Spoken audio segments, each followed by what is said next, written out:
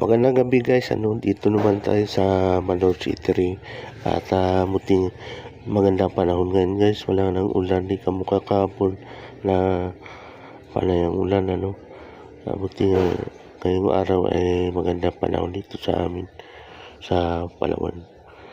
So yun nga guys, ngayong gabi dito naman sa Manoj Eatery, bira ako pag-video sa araw guys, medyo busy kasi sa araw.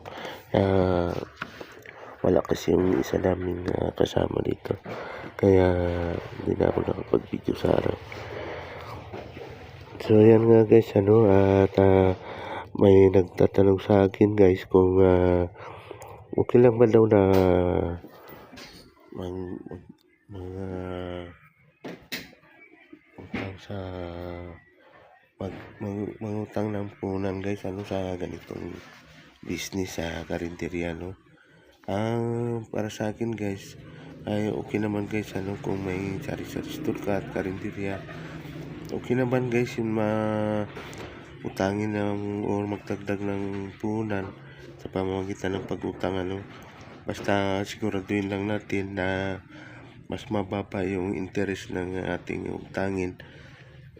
Halimbawa, mga 5% lang guys, okay lang yun guys na mangutang ka, basta siguraduhin lang na ilalagay mo lahat ng nautang mo sa dagdag punan para nang sa ganun ay dumami yung produkto na paninda at saka mag-improve yan kung gustong makabili ng mga para mapadali yung gawain sa pagluluto. So maganda rin yung guys na idea, basta yun nga ang payo ko lang ay kailangan mas mababa yung interest na sa 5%, huwag kang kukuha ng puro utang ng interest na sa 10% pataas, sigurado talo ka dyan.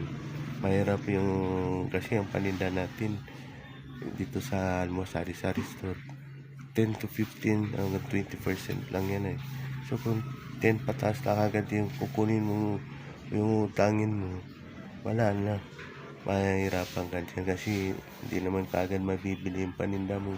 So may stock yung iba, tapos yung pagbabayad mo ay may term yun, so kailangan mabawi mo kaagad, diba, yung interest.